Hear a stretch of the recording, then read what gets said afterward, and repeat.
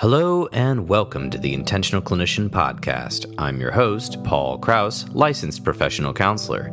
In today's episode, I'm going to be interviewing Lindsay Dietz alongside Randy Webb about what makes a great leader and more leadership concepts that you can use in your business or whatever type of leadership or supervision you're doing. Lindsay Dietz is a social worker by trade, but is currently the Director of Informatics and Customer Success at a healthcare company. She has a history of being involved in the healthcare and nonprofit world, serving the underserved population for more than 17 years. She began her career in Venezuela and has worked on many teams since then. Now she is in Phoenix, Arizona, and she has multiple degrees, both from universities in Venezuela as well as Northern Arizona University. She also holds certificates in infant and family health studies, as well as trauma-informed care, motivational interviewing, and behavioral health. She is an active member of the National Association of Community Healthcare Centers and a member of their Healthcare Centers Controlled Network Task Force, and she has also contributed to the Digital Quality Summit and other national data technology-related work groups. Randy Webb is a therapist by trade, but has currently been working for the Washington State Department of Health in a technology training role. He also has written a book, which is available on Apple Books, and he is a lifelong student of bilingual education and linguistics, and got into communication originally as a form of healing. This drew him into how the nervous system and everything attached to it develops and works. He has taken great joy in facilitating learning in multiple media with the goal of promoting individual, family, and community recovery. He also works a lot as a facilitator for different groups that are helping therapists become EMDR trained and or certified. You are going to love this interview. There are a lot of deep ideas here about leadership and what makes a great leader and how this can help your team wherever you work. All right, I hope you enjoy the interview. Lindsay Dietz and Randy Webb, welcome to the Intentional Clinician Podcast. Thank you so much for having us. Great to be here. Excellent. So today we've got kind of a double interview going on. I'm going to be asking Lindsay questions about leadership, effective leadership, and really going deep into this from a therapist and behavioral health angle, as well as a business angle. And then Randy is going to be also sharing wisdom throughout. So I'm excited about this, and so are the listeners. So I would say, this could be for any business or any organization, but Lindsay, what do you feel is making a good leader? Maybe we should define leadership first. But for me, it's very hard to define leadership from, just one angle. I think that sometimes we made the mistake of just utilizing the cookie cutters on regards to servant leadership. We can talk about leadership style, and that will be a little bit different. But I think that for me, leadership starts with the concept of a wholeness of the person, and an integrated person. That for me is leadership.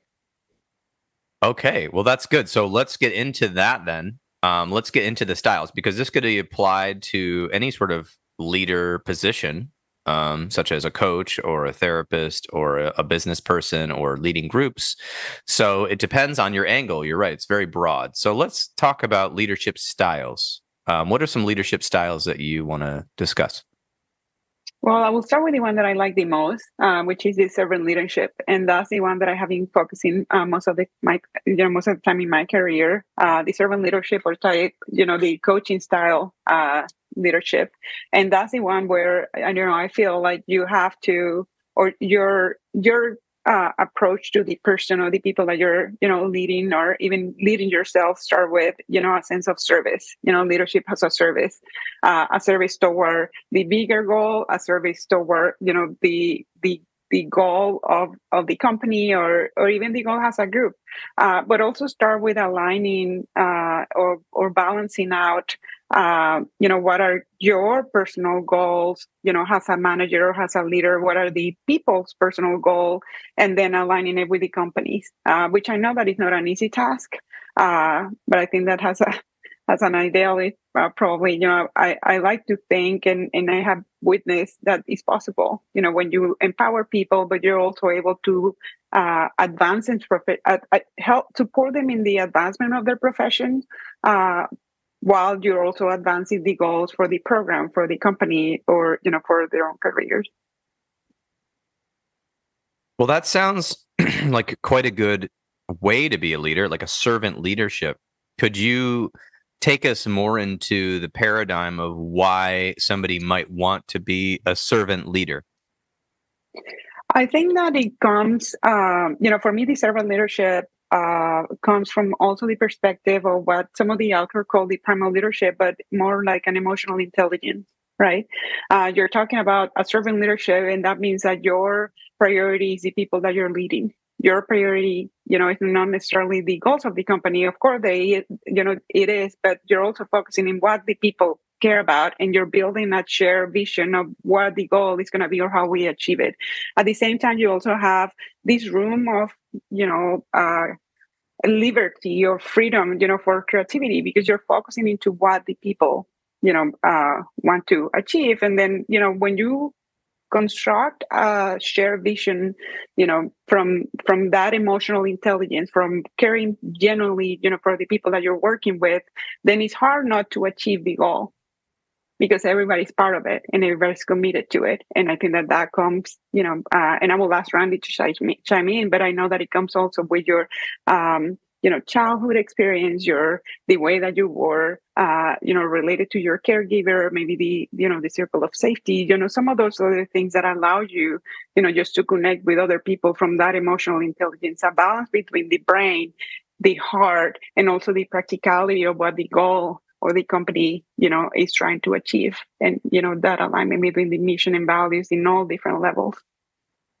That's really excellent. I'm going to have Randy chime in here in a second as well to kind of summarize what his perspective is on this. But from what I'm hearing on my end is, instead of maybe thinking as a leader as some sort of dictator who is saying, all right, guys, here's our sales goals. Here's our goals for the company. We need to do this no matter what, work 60 hours a week, do what it takes, do what I say, top down kind of commanding. You're talking about starting with the person, that person's personal awareness, and we're going to get deeper into that.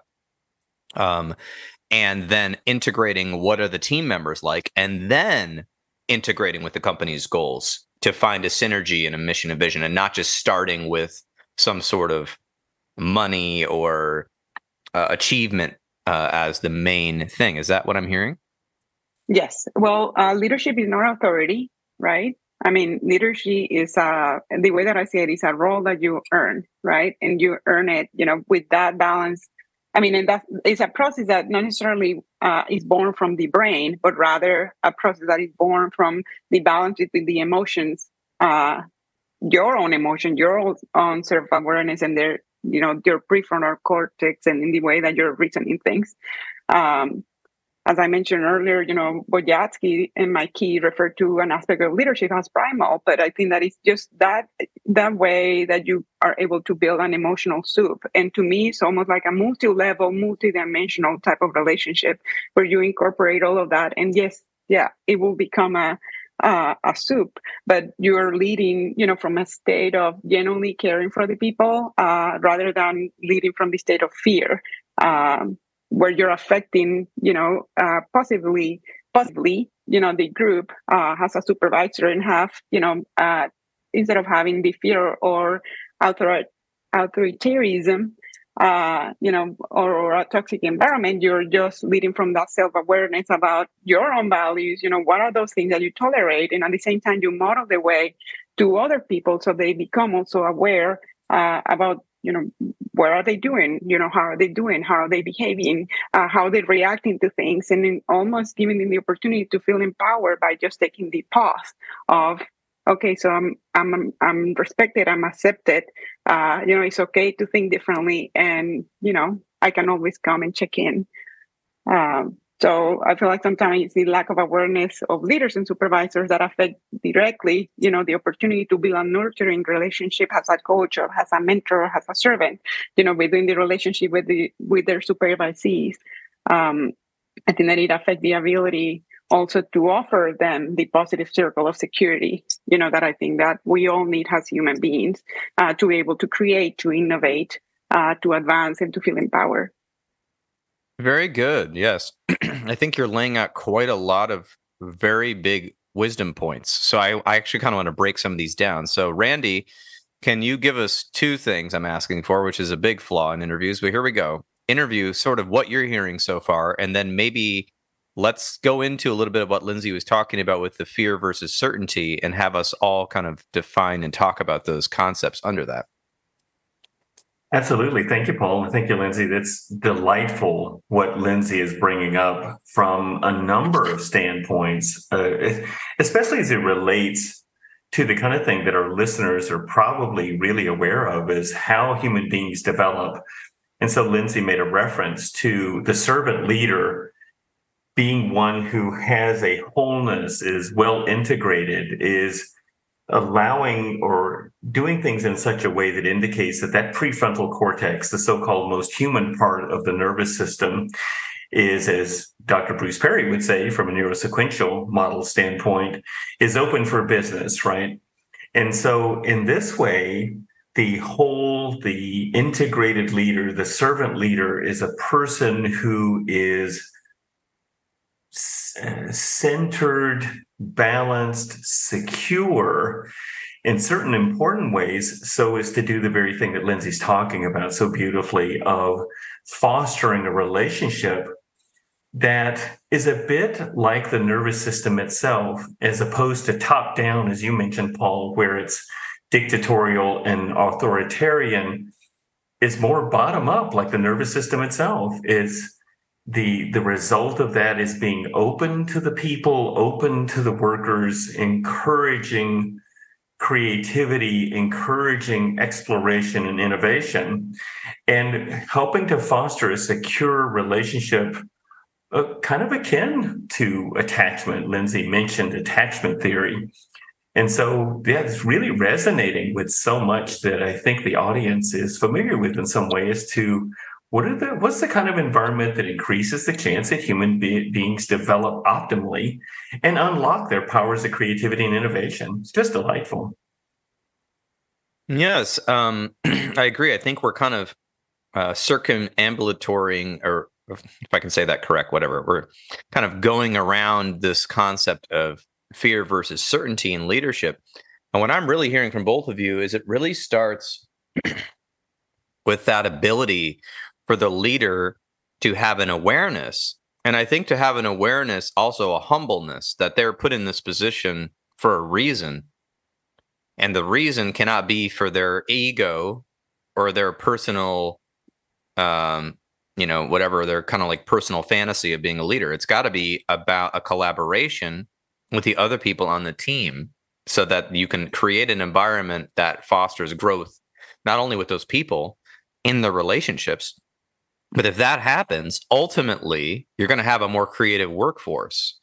And thus, in the business world, you're going to have more innovation, more interesting concepts coming up, and more growth, right? In the nonprofit world, the same thing, and in the therapy world. So I'm curious about. All right. So I think that, when you're talking about fear versus uncertainty, I can't help but just go back to the center leader, idea. Right. And, being centered to me means, a well-managed emotional stage. Right. And it means, we don't have good or bad emotions. We just have emotions. And the key is just to be able, when you're a leader, the key is to be able to recognize which emotions are just surfacing up. Right. And then not reacting to it, but rather observing it. And that to me, is a center leader. Unfortunately, I think that sometimes due to lack of awareness or to reactivity, or because we get triggered, for any event, that occurred to us in the past, we don't keep ourselves, not reacting, not observing. and that take us to a place where, as a leader, we lead from fear. So it means, for example, that I'm fearing that my supervisee isn't smarter than I am, or I'm fearing that they're going to create something and they're going to be replacing me, or it's very tricky when it comes to the workplace. And then as you talk about certainty, I think that is more, as I mentioned earlier, how are you managing your emotion? How are you observing, what is triggering you and what are you doing about it? How are you making sure that you're not reactive? The other thing that I feel, that is part of that, or the importance of that emotional stage as a center leader is, if you're able, if your goal is just to get, the company's goal and align, have a good team, a positive team, you have to be able to lead them with enthusiasm, but also with empathy. So how do you get that if you're not, feeling that way? Or how do you, nurture your team if you're not feeling that nurturing? And the reason why I make so much, or I consider this to be so important, is because I feel like in an equation, the total result is the sum of all the little pieces. And I see ourselves as a community and as people, even in my relationship with my supervisee, has those little pieces that make what Boseman define as public values and public interest. Is the total sum of things what make us as a society. So if we're not able to look into the little pieces and think about what are those public values that we're creating as a whole. Start with the inner person. Start with that, managing emotion. How are we doing it? The other thing is, how do you reach a synergistic freedom, and cultivate a positive relationship with your supervisees if you don't know what's happening in their life, or if you don't know, what's going on. We learn, with the COVID situation, that the boundaries between being a professional, a mother, a father, a son, just broke down. We were all one, during that situation. So how can we take that as a lesson and integrate, everything that we have to achieve that well-managed states of emotion, as leaders? That's excellent. Randy, are you okay summarizing some of that before I ask my next question? Some of what you're hearing from that thoughts? Yeah, that's just absolutely, Paul. That's just beautiful. What comes to mind is Lindsay was describing that from that particular model about leadership. It dovetails beautifully in that notion that before you're going to lead others, much less move the needle in community development, and I know that's Lindsay's background as a social worker, has always been towards being an agent of change in the community. It's a great reminder that before you go doing that, you're going to influence others, you're going to help foster these environments where people thrive and they grow and they innovate and they create. It does come from, as we were saying earlier, this place of security, of centeredness. But it's a great reminder that if you're going to manage others and manage resources with individuals, with the workforce, with the community, it starts with you managing yourself. And so, as Lindsay mentioned, the role of the prefrontal cortex that has so much to do with delayed gratification, seeing the bigger picture, experiencing empathy with folks, prioritizing the planning, but it certainly speaks too beautifully to the being aware of building empathic relationships, building a sense of safety first, but not and promoting creativity, but not valuing order in such a way to confuse order for security. Is fascinating, isn't it?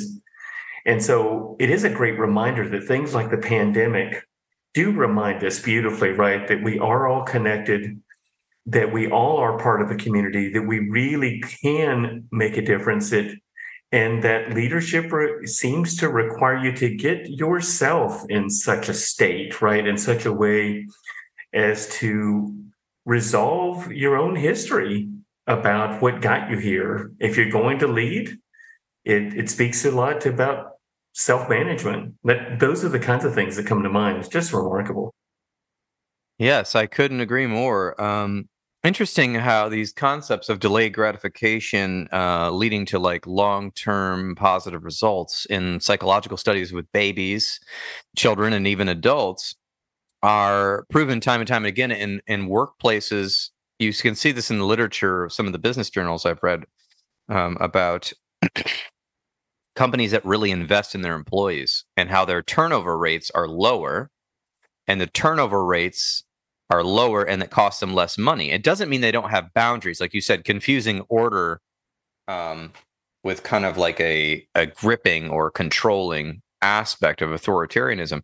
So the order is that a lot of these companies have actually worked on having the employees self-manage themselves.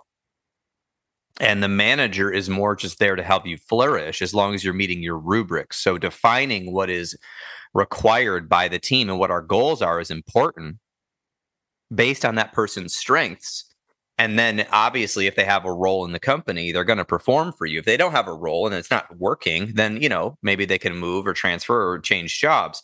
But there's not this whole cutting people out all of a sudden, just cutting whole divisions out for short term. So it's interesting to me how our economic model of quarterly returns for stock investors that we've based so much of the U.S. economy on is driven by only short-term gains. It has nothing to do with psychology or cultivating a long-term company. And in fact, it's odd to me, though, that Warren Buffett, one of the best investors of the last 50 years, his company Berkshire Hathaway, actually invests, and he said this publicly, in a lot of companies that take their time and build capital over time. So he's investing in a long-term strategy in a market where everyone else is frantically looking for that next quarter's profit. And he is using those psychological principles to make money in an environment that focuses and emphasizes short-term profit. In fact, even last week, I was reading an article, I believe it was in Bloomberg Business Journal, and also I think in another magazine as well. But the article was saying that a bunch of companies right now, a lot of tech companies, are cutting massive parts of their workforce, including Disney last week announced they're going to cut 7,000 workers to get more profit from their streaming services. And they were saying that historically companies that do massive cuts when they start, that like they got the streaming is in position, right? They're doing a good job, but they just need to make more money. And they're now, all the people they've been investing in to kind of build more shows and build more whatever, they don't need them anymore because they've already got some success and they're just going to try to make profit really quickly. It said long term, those firms actually end up being valued less if you look at a longitudinal scale. But in the short term, there is no doubt that by cutting that many jobs, Disney is going to make a massive profit in the third quarter, which is coming up. And funny enough, I read further that there's a billionaire and his hedge fund that have gotten over $1 billion in Disney stock and have influenced and said, Disney, you need to hurry up and make profit on the streaming business, and we need dividends. So it's interesting that the economic model, which influences the business leadership, is based on a short-term return that doesn't think about the overall value of the employees. And then that trickles down to where we're talking about, back to the leadership. How, if a leader is focusing on long-term return and gain and value in the company, which means less stress, less turnover, better productivity, more holistic outcomes instead of these sort of fantasy outcomes, like let's drive everybody into the ground, let's get everybody working 60 hours a week and just don't care about turnover. They're not looking at the numbers as much as they're trying to at the long-term numbers as much as the short-term numbers. Because if you do that, short-term numbers will grow. Right? But what's the overall cost of the company? What's the cost of the reputation? What's the cost of the workers? And ultimately, what's the cost of the product? Because if an airplane company is doing that, I'm not sure if I want to fly in their airplanes, right? And so how do we balance that with this leadership? And I think the balance is that companies that have been very successful over a long period of time, a lot of them have taken to this long-term cultivation of employees, where they don't need to rule by fear. Fear is not an incentive. It's a de-incentive to humans. And so I think about that. Like, you get a job, let's say, just say you're a middle-class job, and you're in an industry with lots of options. So mental health or nursing or I don't know, working at a car dealership. There's lots of jobs available. Who knows? If I have a manager who's leading by fear instead of letting me cultivate my gifts and being more balanced in their leadership style, I'm only showing up for the paycheck. I don't care about this company. I've developed resentment toward this company, and I'm going to take my lunch breaks on my phone and apply for other jobs, because ultimately most people in the typical neuro ranges want to have a pleasant emotional working experience. But yet we talk about business. It's just business. It's not emotional, right?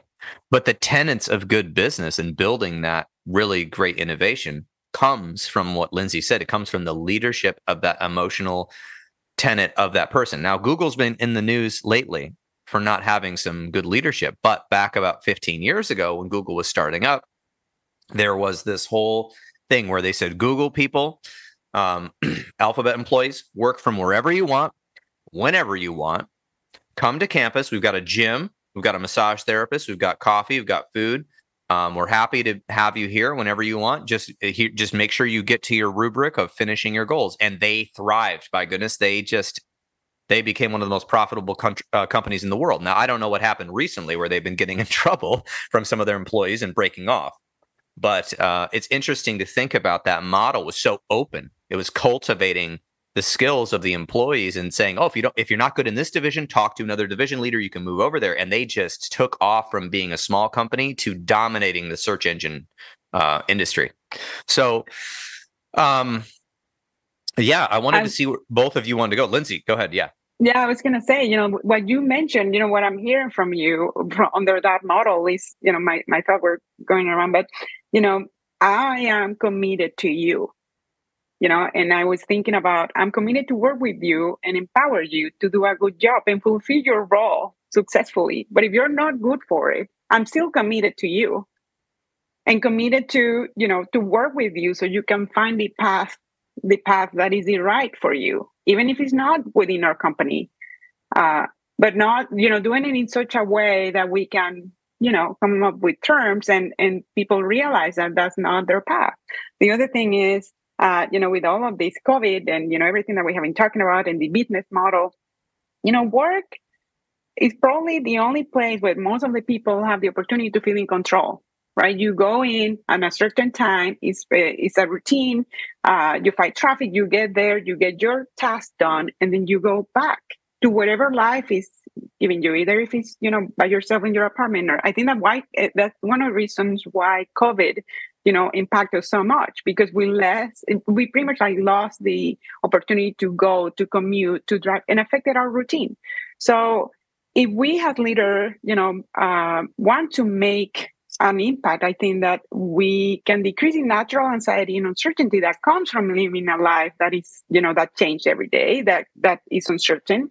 And you can support a greater goal as a society by defining, what are the expectations that you have, from that person? What are the values that we have? What are their values? I remember, when I was going through my master's program, somebody asked me, and we live by our values, but can you name it? That was my professor's question. And I'm thinking, well, it took me a little bit. So do you know what your values are? Do you know what are those things that will not be negotiable? And that's important, because when you are joining a company, you need to know what the company's values is and take some responsibility in the company that you're choosing, to work with and understand. And if you're okay with it, then you go, and that's the path that you have. But I mean, I know that it is important for you to know what the company's values are and what are your most importantly, because then it's a relationship. You have to be honest with yourself, and it could be a good match or not a good match. But it comes also, as a leader, you can support and serve the people that you're working with and help them realize that, because sometimes they don't know. But But if I grew up, and I know that I'm going to jump a little bit into the attachment theories, like if I don't have, an organized attachment and the people doesn't know if I'm available or not, or, if I have an ambivalent attachment because that's the one that I learned from, then, it's a ripple effect. So how will they feel secure or in control or value or understand that, that they're doing a good job or not? Instead, you're just adding anxiety into what it is. And then, they go home with that. Yes, that's a very good point. I want to delve into that because you've mentioned a few times attachment theory and circle of security. So could we define a little bit of what we're talking about? I know it's a very large theory and there's whole books written on it, but can we talk about maybe, Randy, if you want to jump into maybe what the circle of security is and how that can be utilized in a leadership supervisory position? Thank you, Paul. Yeah, so the circle security model is just a delightful way to think about how human beings build relationship. And as Lindsay said so well, ultimately, this comes down to relationship making and fit. And so if a leader is showing indications of one's own disorganized, insecure attachment, ambivalent attachment showing up, it's going to show up. I mean, these things are going to show up in your relationships. It shows up how you prioritize and how you see the big picture and how you concentrate and how you delay gratification, how do you do distress tolerance, and how do you model that for other people?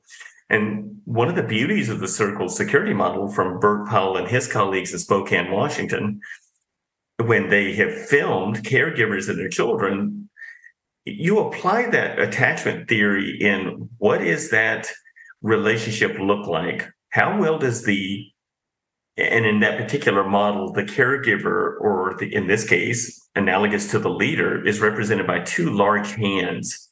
And so the caregiver there in that particular model provides a safe base, a safe space for, in this particular situation, for the child to explore, to go and do the world. And when the child's really young, that space is not very big. As the child's older, it's a bigger space.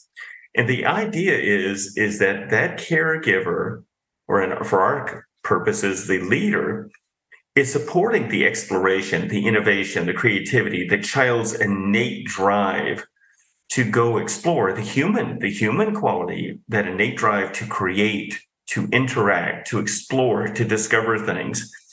And the caregiver there is to support that. Be vigilant because that person's also providing safety, a safe base, right? So to celebrate that, to observe, be vigilant, and as the child discovers things and makes memories, has experiences, learns things, this is all about learning and developing. Then when the circle is the child goes out away from that safe base, and then eventually, invariably, comes back. And in that coming back, here's an opportunity for the caregiver, for the leader, for the supervisor, for the manager to play the role of organizing the thoughts, the emotions, the sensations of the child coming back and completing the circle, coming back home in a sense. And so it can reinforce all that about the discovery, which could include discomfort, could include stressful things. And so the circle of security posits that as a kind of model as to what is a template, using attachment theory as its basis, becomes the template for all human relationships. And in the case of leaders, you can measure, quite frankly, you can measure the quality of any human relationship on how well has that person, as Lindsay said so beautifully early on, how well has that person organized thoughts, emotions, and sensations in such a way that it is whole and that it's integrated and there's resolution and there's a kind of clarity and the beautiful security that the person has inculcated, that has kind of become a sense of the core self. And boy, you can surely bet that is going to show up in a leader. And the more centered and secure that leader is, the more likely that leader is going to promote and foster relationships like that. It truly is, as Lindsay said so beautifully, it's a question of fit, and the leader is in service of the development of the individual and development of the team, the development of the organization. And it's less likely to be short-sighted and more focused on all of this beautiful, rich development and experiencing. That is a really good way to integrate the attachment theory into the group that the manager is managing, or the individual, leader, supervisor, whoever you are out there, is wanting to build a nurturing coach or mentor relationship with their supervisees. And at the same level, they also might be managing them. So holding them accountable. And that is a tough thing, because as a leader, you want to develop your people. But all of a sudden, if I just gave them too much freedom and they're all just sitting around having 4-hour lunches and they're not getting their work done, I have to have a conversation about that. And so an interesting concept that comes up a lot actually in therapy with different people I've talked to and different supervisors in the therapy industry. What happens to the team when you have a frustrated leader? So what that means is the leader's just having a bad day. They come in and they're like, oh, this wasn't done. And why isn't this done? And they kind of have a little mini emotional, kind of like, not, I wouldn't say outburst, but like a little display, right? And a lot of, and speaking for males, I can speak for males a little bit. A lot of males will ignore the fact that they get angry and raise their voice, because we were socialized as that's an okay emotion, right? You're allowed to yell or get upset. So if a male leader is coming in and raising his voice, what is this doing to the team? Right. I get it. It's a valid emotion. He's upset. He's annoyed. He's frustrated. But if he is expressing that to the team instead of maybe his mentor, right, or going to his manager and kind of having a safe space, what is going to happen? And I'm wondering about this, Lindsay. I really wonder about this emotions are contagious concept. So I'm the leader. I come in, I'm grumbling. All of what's going to happen to my supervisees, because I didn't take that to my manager or my mentor. I didn't have a circle of security. I'm throwing that out. I'm pissed off. I'm throwing that at the workers. What are the supervisees? What do you think, Lindsay? Well, you said it right. That's another concept that I have been exploring. Emotions are contagious, but I will go back to the values. There's no wrong emotion. There's no bad or wrong or good or, I think that there's just emotion. It's a matter of the management of it. But I will go back to the values, because to me, if I'm frustrated and I yell at you, then that's lack of respect. And one of my values is respect. And it doesn't matter what happened. It doesn't matter how we feel. We treat each other with respect. The other will be integrity, right? I mean, and that's where you build your shared vision. And not everybody's going to be with that, but the self-management of the emotion is all, in the male case, is even more needed, because for competitiveness, if you're able to not react, manage well, keep yourself centered, understand how you're feeling, catch yourself before acting, then leaders who are able to better manage their emotion are more prone to roll with those changes, or with the the uncertainty of having someone who didn't fulfill the expectation or didn't complete the task that you were expecting. But at the same time, you will help remedy the situation or solve the situation, support them, adjust from that integrity, from that shared value. So in the male situation, I think that, again, it's a matter of how are you expressing the emotion. I believe you have to be courageous, but that doesn't mean that you have to be disrespectful with your peers, or, and it will go back. How did you learn to express your emotion? I will go back to the childhood, trauma theory. Like, how did you learn that an angry people will react? Or, how did you learn to manage that emotion? Or when somebody lies to you, what is the reaction? How did you learn how to do it? And be mindful of that, and be aware of that. But I feel like we need more of that. We need people to be able to recognize that. I agree. Randy, any comments on that? Absolutely. I'm reminded of Dan Siegel's concepts about, well, how can you tell that you've had those childhood memories or those traumas that you experienced earlier in life where you made memories growing up have not been quite resolved? How can you tell? In your thinking, in your emotions, in your sensations, and or in your behavior, you're rigid. There's one extreme or the other, right? You're either overreacting or underreacting, and or you're chaotic. You're swinging between the two extremes in your thinking, in your emotions, in your sensations, and in your behavior.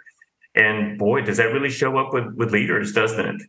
That you, as Lindsay talked about earlier as well, how can you tell that the leader doesn't quite have these things resolved? And that can include insecure attachment. Is the person's blowing up and overreacting or being hyper aroused? The stimulus may look relatively minor. The workers are doing something, maybe they're not completing a task on time, or they didn't follow through with something they were expected to do or hold up their end of the bargain. And they themselves are perhaps getting activated, and they're experiencing unpredictable or greater degrees of stress than they expected. And so the leader might blow up and overreact or not be available to support, right? To kind of dissociate in a sense or hide from the relationship. So those for me are fantastic examples of that. Yeah. So hearing all that, I wonder about some more examples of maybe an optimal way that supervisors or leaders could build a relationship to their supervisees. Anybody want to comment on that? I've got some ideas, but. Well, yeah. I think that I start from the moment that I'm in the interview process. If I have the chance to interview people, right? Because sometimes you inherit people. You don't have the chance, but during that first conversation that you have with the person, I always ask, what are your top 5 values, your personal values? You will be surprised how many people didn't know or thought about it right away. There are 3 values that I know I don't negotiate. So if none of those 3 values are there, then I try to inquire a little bit more. So I think that it's starting the conversation with those personal values, and also what are their dreams. Where I know that sounds very cliche about whether you see yourself in 5 years, but I don't ask it that way. I would rather ask, what are those 3 things that you would like to to achieve in the next 3 years? So what are those things that you will do without even if nobody will pay you for it, right? What are those things? What do you enjoy? That tells you a lot about the person, because the other thing that you have to keep in mind is, you do hire people, of course, capable people, skills, but there's an attitude also that you have to hire. That versatility, the adjustability, rather, like the being able to adjust. And you start with that conversation. Where are you at in life right now? What are those things that what drawn you to be here today? I think that will be my comment in regards to that. Getting to know the person genuinely, and eventually, as you become leader, you have to care about people genuinely.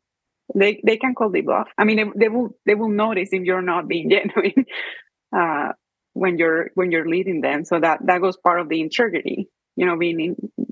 Being transparent into who you are. Oh yes, I agree with that.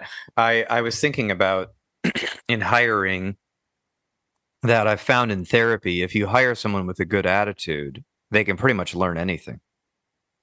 Because the good attitude, and what I'm defining, is openness to new experiences, not being defensive, wanting to learn, actually wanting the job, which is an important part.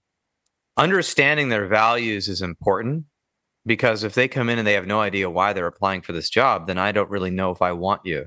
That's actually funny enough right off the bat.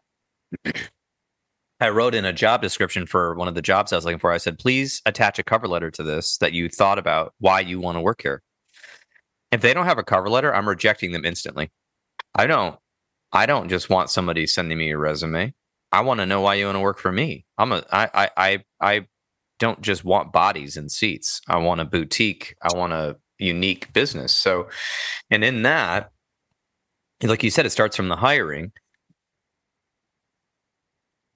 Oh, was I talking that time? Hold on. You can hear me? You just got off. Yeah, now I can. Yeah. So basically, in the sense, it starts from the hiring.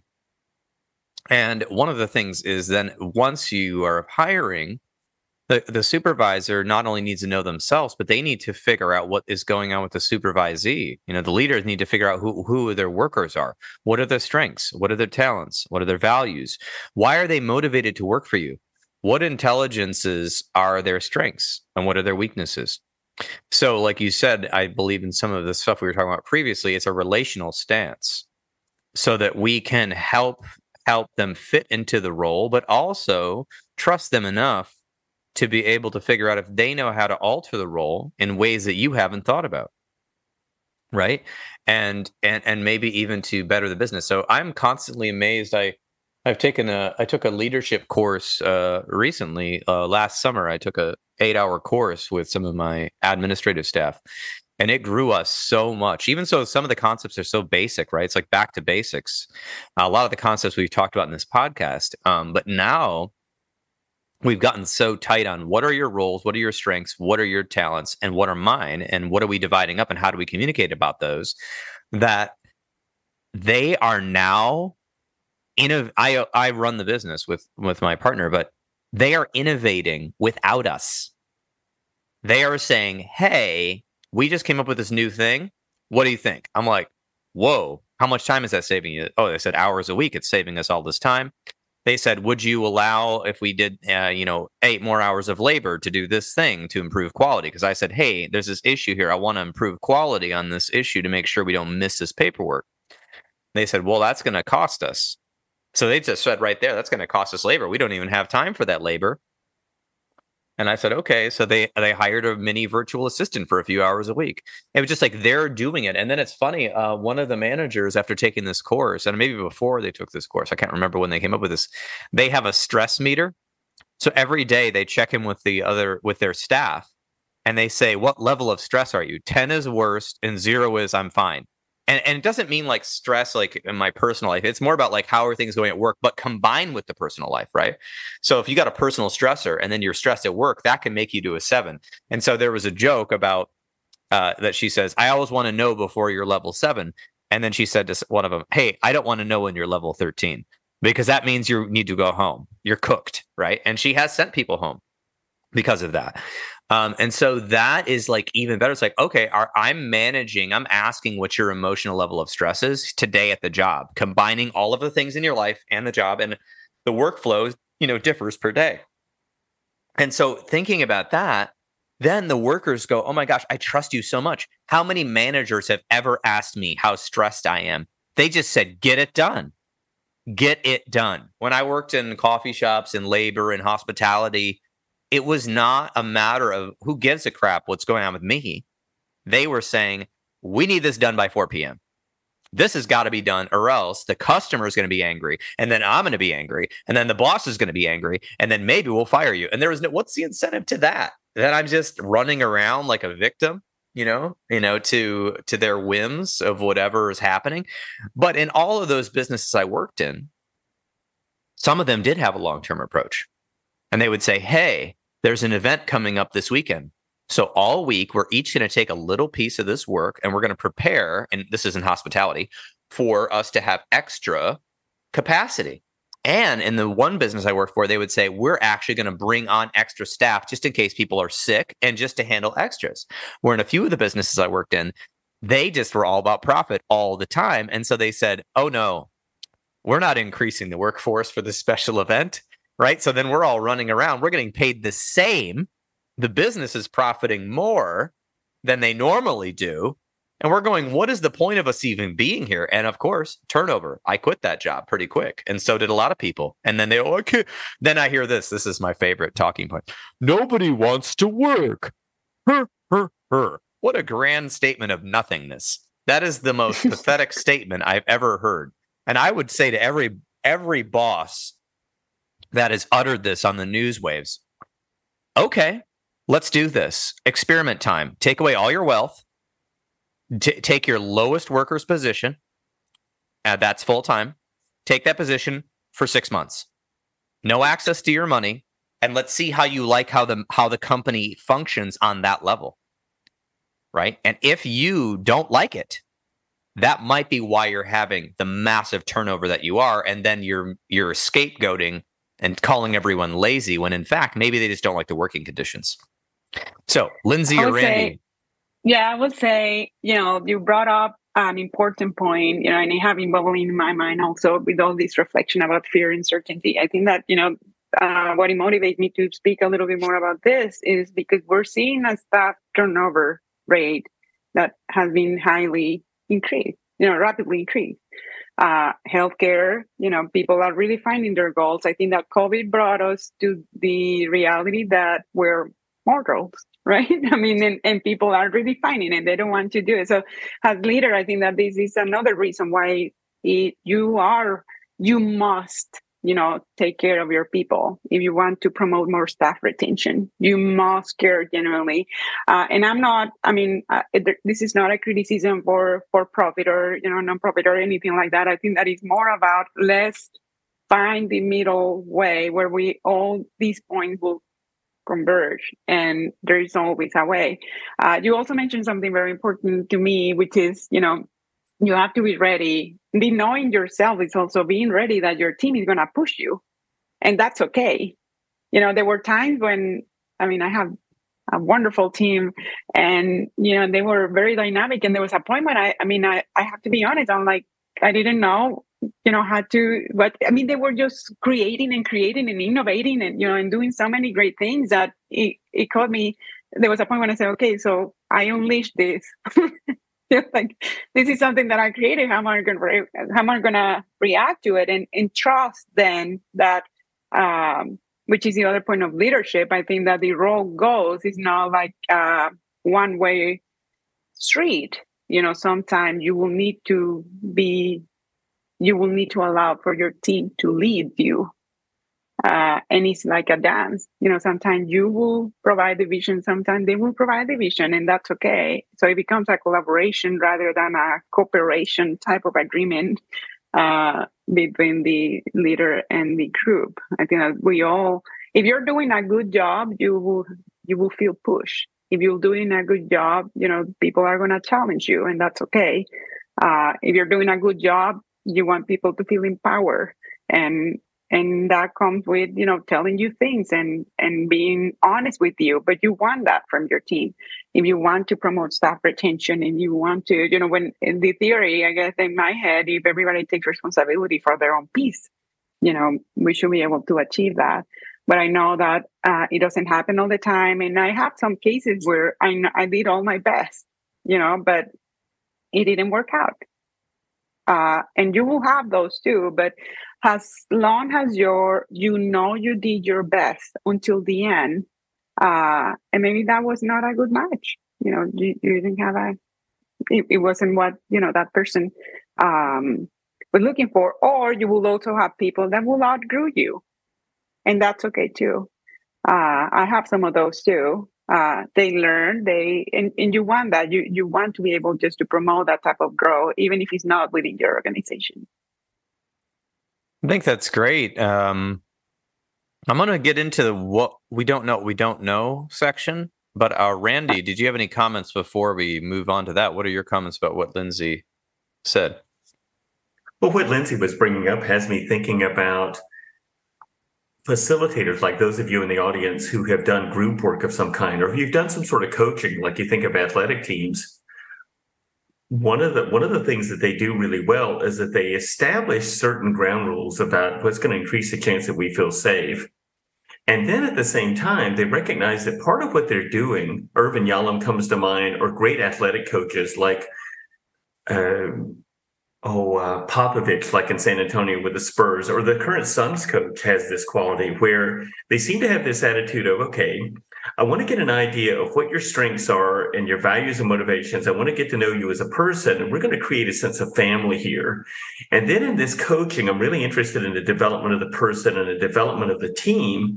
And in doing so, that means that I'm going to adjust what I do. I'm going to press buttons a little differently. I'm going to think strategically. I'm going to engage my prefrontal cortex. I'm going to focus on the relationship, and I'm going to focus on promoting a relationship where you build this with each other. There's a sense of attachment, a sense of family that way. And then, as if that weren't enough, I think what these really exceptional group leaders do, Greg Popovich is the one I'm thinking of, and Irvin Yalom comes to mind, right? For those of you who've done group work, they do something really neat. They model these shades of gray. So they find shades of gray in how they think and how they interpret, how they feel, how they sense, and certainly how they behave and how they lead. And they're influencing more than just a relationship with each one of them and with them with each other. But they seem to unlock their multiple intelligences, like Lindsay referred to earlier, and they adapt themselves. Like they model this openness that you're talking about. They model that openness. I'm willing to learn. I'm going to change what I do to strike the right notes, to increase the chance that you reach your potential, that your sense of mission is being expressed, your greatest strengths are being revealed, and that we're going to build this together. And they adjust what they do. And in the case of athletic coaches, for example, of course, no less true with group facilitators, they're adjusting their techniques on the fly. Like they plan ahead of time and they're thinking in terms of safety. Yes, of course. And at the same time, they're not just interested in the synergy of the group. Yes, they're interested in that. But they're also willing to change what they do to advance each one of them having a sense of mission, and that they can, like a village, achieve it together. It is enlightened. And I get reminded that one of those tasks can be, I want to find out who the leaders are in this group. I'm not the only leader. So as Lindsay mentioned earlier, part of what I'm doing is promoting the development of leaders and innovators within the group. And so that came to mind as you were talking about that. That's just wonderful. I love that. I want to ask, the idea for kind of, as we're kind of going towards the end here, I want to talk about what leaders can do that may have never, worked on these concepts before. And this might be news to them, and they've been just doing it whatever way they've been making up the whole time. They've just, been stressing and struggling. What are some things they can do to kind of help nurture this type of environment and empower themselves? I was thinking about some of the things you talked about practicing mindfulness. We don't know what we don't know. Rediscovering values. Can one of you kind of elaborate a little bit on that? Yeah, I think that I will start with, again,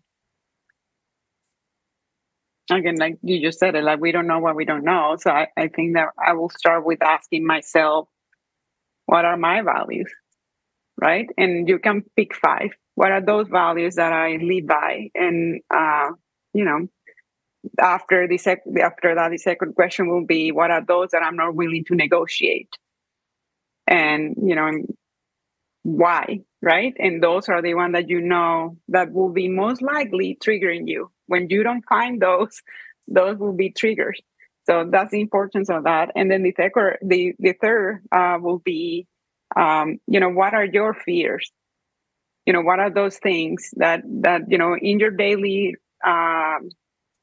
daily life, or related with your professional, what are those things that that it will trigger you some way? Those are very simple steps. There are many books that we can recommend, but I think that as you start the journey of asking yourself the question, you will find the answers. I mean, that's the answer to some of these things. It's just a matter of being honest and being telling yourself in the mirror, the truth, even if it makes you feel uncomfortable. Another way, if you have a very good support system, is just asking people. That one, I will say, be cautious too, because sometimes the perception that people have of you is not by any means who you are. So you have to be really careful. But I think that also helps, because if you feel like you're not that, you take it as a grain, you take their opinion, you think about it, process it, and very honestly with yourself. And if it's not, then, you let it go, and then you keep what you need. That you have a support system. There are many professionals also, that can do that. We do help Ronnie and I. We have the ability also to help, when it comes to, putting people together or facilitating meetings or doing things. You don't have to do it on your own. That's part of some of the work that, we have been doing for a long time. It's just trying to get people to work together. And that start with, asking those questions. So that will be my recommendation. Yeah, and I think there's some other things. Obviously, there's consulting organizations. You both run a consulting organization, by the way. People could get involved that way. I know that people run assessments. Some businesses have people take the DISC test, the Myers-Briggs type indicator. We work on the Enneagram test and kind of facilitating all of these different types of tests so people can learn about each other and how to work together. And that's another way of doing it as well. And really working on figuring out, do we need, different technology? Is this technology removing us from each other, or is it helping us collaborate? Right. That's a very good point. Yeah, that's a very good point. Yeah. So I feel like sometimes technology can help, really help businesses come together. Like we have a task management software that we use in my business, but before that, we were struggling with, old-fashioned documents, and it was just a mess, and people were getting frustrated. And didn't you see the document, and that sort of thing? Little things like that, and kind of brainstorming. And one of the biggest things I've learned from one of the leadership classes I took was that we have to remember we're on the same team. We cannot tolerate team members or leaders, the leaders, supervisor attacking one another. If we are on the same team, we are on the same team. And that is a very important point. So if you get somebody in your organization and their whole idea is that, like the American reality show, I'm not here to make friends, I'm here to win the $1 million. If that's your mentality, you're not going to be good for the business. And making those tough decisions to possibly... That is your value. Well, that's a value. But what I'm saying is if that's your value and you come into the business and I'm the supervisor, I need to make sure that I cut my losses before that. Correct. That kind of metastasizes in the business. Correct. Because I learned my own lesson by having a few people that I didn't really agree with on values stay in my organization a little too long.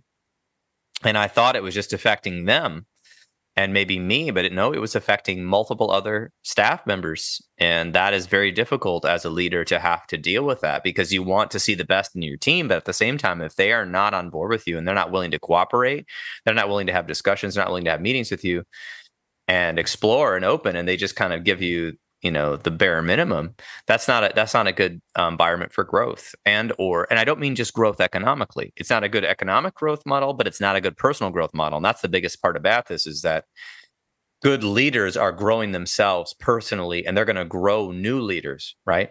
I'm right now in the phase in my business where I'm looking for who are the next leaders going to be. And I hear people say, and some people say, I want to be that leader.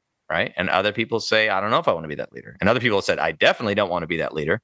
But I'm going, okay, if the people that really think about it, which ones are ready for the challenge? Because it is a challenge when you start having to deal with people at that bigger level. And, when people get upset, and they want to know answers, you're the person on the hook. And then also bringing in human resources, bringing in new ideas, helping us have tools to go to. And for workers, a lot of companies do EAP, right? Employee assistance programs. Are they actually having time to take advantage of that? Okay, not to call out one of my old. Let's not call out my old social service agency I worked for. I won't say them by name, but they gave us a lot of EAP benefits, but they were working us half to death and paying us nothing, and so therefore no one had any time to go use these EAP benefits. And I remember I utilized mine. I just blocked off my schedule. My manager got mad at me. They said, what are you doing? I said, I'm using my EAP benefits every Friday. And they're like, well, you're not going to meet productivity. I said, well, I don't know what else to tell you, because I have the EAPs don't work on Saturday and Sunday. So that was obviously a mismatch, but I was the worker. I was not the supervisor there. Right. So yeah. Well, Can I add something? I think go that, in just going back to the, it's a matter of also integrity and, and modeling, what you're saying, which sometimes we will find in companies that they put up a good facade, right? Like, yeah, we have all these benefits. It might be example that you mentioned, right? However, as leader, I think, and I have been in organizations like that. I'm not going to go any name either, but I think that it's a matter of it's doing in the end, had you said it, like we replicate ourselves, right? And sometimes we don't, and sometimes people don't like the way that you do things, and that's okay. But if you are conscious and mindful and center into, your own perception of change, and that means what is your perception of change around you? And that means how do you feel about technology? How do you feel about the, when the rules and regulation change? How do you feel about these services? If there's another company that is competing with your services, how do you feel about the new ideas that come? How do you feel about human resources changes or leadership changes? Or, those are things that you need to be mindful of when situations like this arise, because then you will lead the way, and you hopefully, keep your team, in a way. I wouldn't say like shelter, but at least prepare to face anything that could come their way. But if you're not able to see or determine, what is your relationship with those aspects, as a starting point, then it's gonna become, more difficult. And I keep repeating modeling the way, but if honesty is your number one value, or integrity is another, or transparency is another one, or just let's start with, I just want to make sure that my employees or my people know that I'm committed to them, then, lead by it, through the action of it, beyond the emotional. And that's the way that you will keep them engaged. I do think modeling may be the most difficult part. I don't know what Randy wants to say about this, but walking the walk, not just talking the talk, right? A lot of leaders, the shadow of a lot of leaders is do as I say, not as I do, right? I gain this power of being the CEO, so I'm going to have wine at lunchtime and screw around what you workers do all you, because I earned this, right? Or for instance, in the medical industry, they work. The people on their preceptorships are like sleeping at the hospital, working 80 hours, so the other doctors are getting to go home to their family. And it's like, well, this is what you got to go through. And it's like all the medical literature I've ever read says you need to have sleep and a balanced lifestyle, and that yet we're putting our DOs and MDs through these insane, rigorous internships in these hospitals and doctors' offices where they never get time off. Well, how is that good for anyone? So they're going to develop a stress disorder here. So I think we're wrapping up here almost, but I want to talk a little bit about one of you had talked about the adaptive information processing network in the model of leadership. And either one of you want to comment on that? Absolutely. So the adaptive information processing model essentially says that while you may have an innate drive to resolution and clarity, and it's a human condition, if you're having difficulty expressing your strengths, expressing your internal resources, your talents, your motivations, your values, indications of culture, if you're having trouble expressing those in the world, then it's a good idea to do the work to get those resolved. So if you're having difficulty as a leader modeling the very values that you most want to uphold in the organization, and you really are committed towards creating an atmosphere that feels both respectful and safe and promotes innovation, do the work. Do the work on yourself to get whatever those memories are of suffering that you have informing you not quite expressing those strengths and those intelligences and those values and motivations, so that you have that on one hand. And you may discover that using such tool like the Clifton Strengths, formerly known as StrengthsFinder, is a wonderful tool to discover your internal resources. And it's very well researched by the Gallup organization. You may use a tool like that and identify them, but as the two of you were saying earlier, if you don't want this to be just about a facade and you want it to come from a place of congruence and integrity and wholeness, model that. If you're having difficulty modeling the openness to learning, the openness to innovation, the openness to developing other leaders, like if you have blocks getting in the way of that happening, and the metrics show you that there's discord in the organization and turnover is high and productivity is lower than you'd hope for. And if you're looking past it being just about just the bottom line, that it becomes more about the sustainability of the organization and meeting its mission, that's going to be best done with human beings. They're your greatest single resource, and it starts with you as the leader. So I get reminded of the power of doing your work, resolving that history, and getting yourself centered. And it becomes more than just a facade or more than just paying lip service to developing yourself and developing your people. Yeah, I think the phrase "fake it till you make it" only lasts for a little while, and possibly lasts best for performers who are performing on stage with guitars and DJ equipment. Because in an organization, you cannot fake it for 8 to 10 hours a day. People will notice if you're off emotionally. They may not say anything to you because they're afraid of you. Right? Going back to fear versus certainty, but they notice and they don't want to be around that. Again, is the job. There's so many ways to make money in the world. There's so many ways. We feel trapped where we are. And there's a lot of economic barriers, but there are so many different jobs out there. If you really spend the time on trying to find them honestly and getting feedback. So workers want to work somewhere where they feel valued. They feel connected. They feel like there's a purpose to their work. They feel like their work is important. One of the leadership classes I took was discussing how if you want to have a leadership model, the front desk person needs to feel just as important as your top manager. And if the front desk person isn't getting benefits and isn't getting paid adequately, why in the world are they going to have a smile on their face and have a good attitude towards people that want something? It doesn't matter to them. They get paid the same whether they give this person bad attitude or not. Their only fear is being fired, but they can get another job quite easily because there's a lot of jobs that don't pay that much. So how do you bring your front desk person into being incentivized, giving them breaks, giving them benefits, paying them better? I mean, we want to devalue them just because they might not have the degree or they may not have the same aspirations as other people on the team.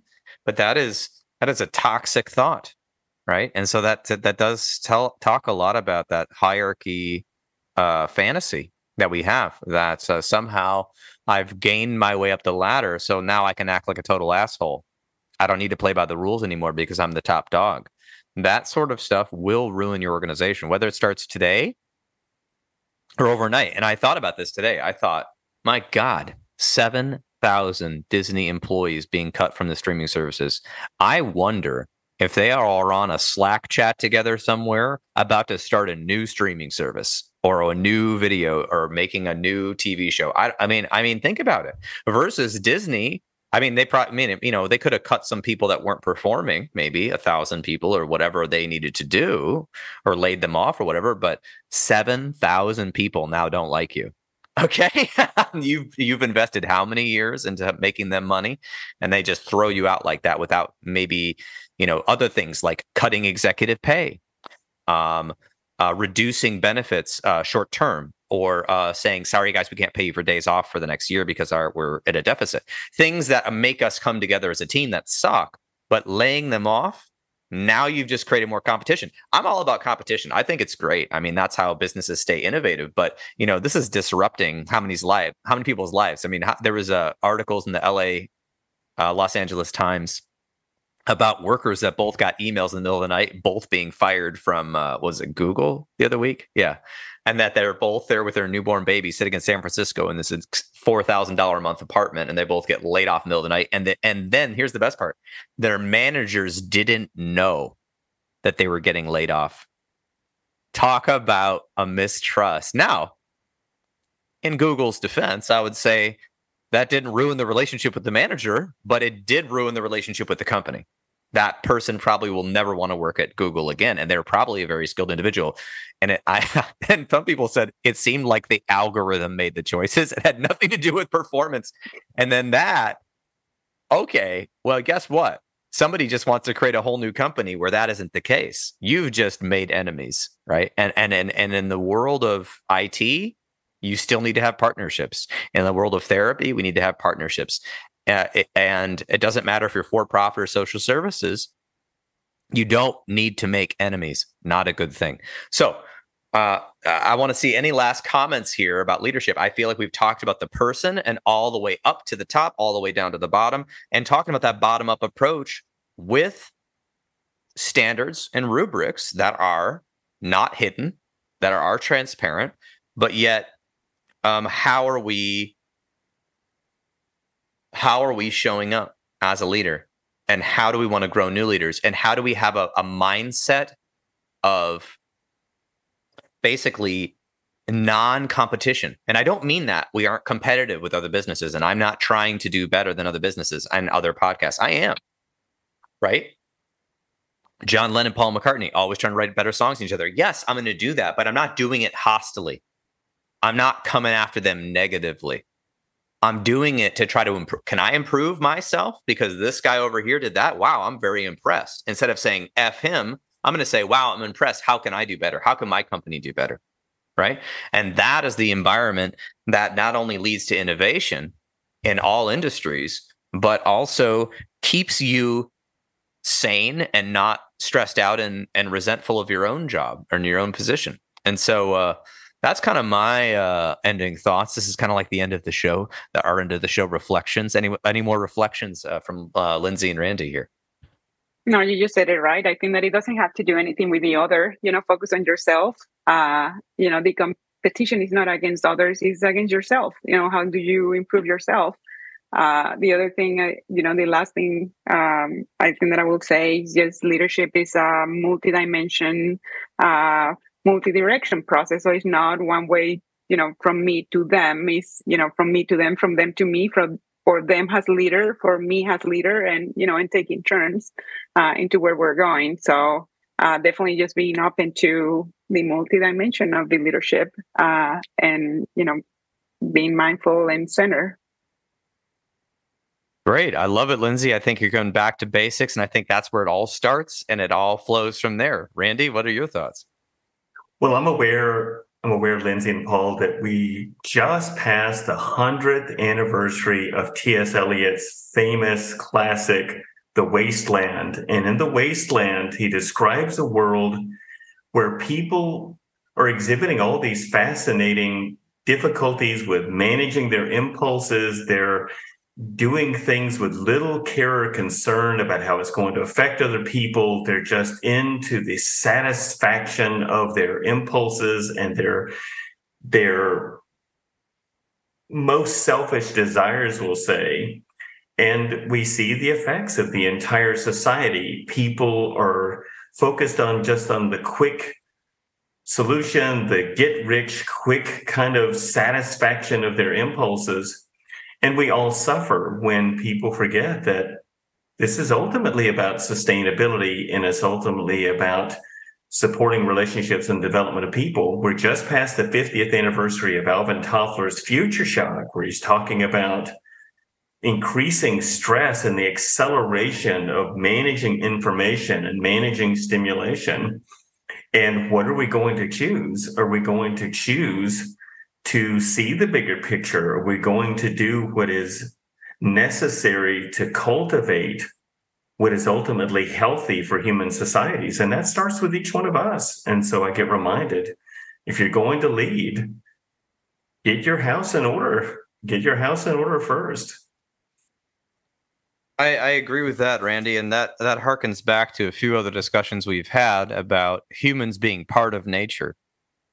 And the more we recognize and learn from nature, seasons, growth patterns, sustainability, all of the things we can just learn from looking at trees and plants and seasons and weather patterns. I know that sounds bizarre that I'm saying that right there, but you're talking about sustainability. The more we recognize our mortality, like Lindsay talked about with the COVID. I do think I have this weird thing. I don't know where I got this. It might have been Marcus Aurelius or something. Just to always imagine your own death. And if I'm imagining my own death and mortality, I'm going to make better decisions. On the days that I don't do that, I'm not going to make as good of decisions because I'm not thinking about this matters. I'm just kind of running off there. And so get your house in order, like you said. And I think, I mean, that really brings it into the whole a bigger realm, which is we're all in the helping professions. You both as like consultants and educators, and also we all have therapy licenses. So, that there's a number of ways to get help, but the work isn't just from reading those self-help books or listening to podcasts. The work is actually doing the work, whether it be journaling or going to a exercise or going to a group activity or taking one of these inventories or getting honest feedback from your team or whatever it might be. So there's a lot of ways to work, but the real work is being honest with yourself. Am I actually doing the work, or am I just reading things and going through the motions? And that is something that cannot be faked for long. So that being said, I thank you both for your time. Is there any sort of like ways you want the listeners to get in touch with you in any way through your website, Cheyenne Consulting, or any other initiatives you're involved in? Through the website will be fine, CheyenneConsulting.com. We're also in LinkedIn. You can find us there. I'm Lindsay Dietz. And Randy? Sure, and you can reach us by email at admin@CheyenneConsulting.com as well. And so, we'd love to hear from you. Wonderful. Well, with that, I hope everyone has a safe and peaceful week.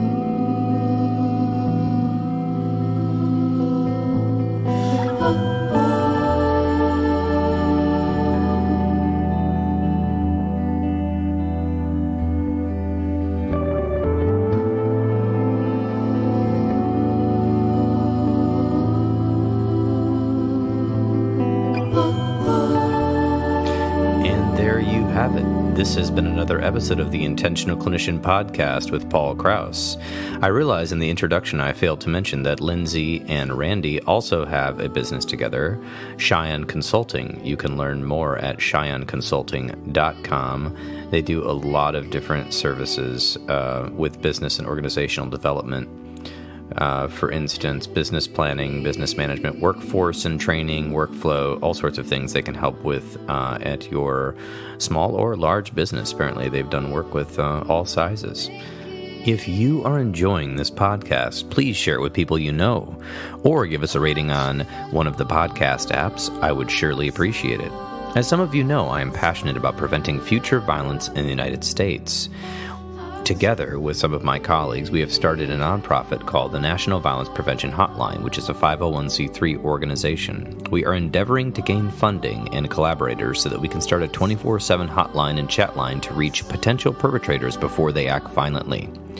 It is a bold effort to curb violence and save innocent lives by working to connect with potential offenders while they are in the planning stages of violence, help to de-escalate them, and provide resources so that they can get appropriate professional help.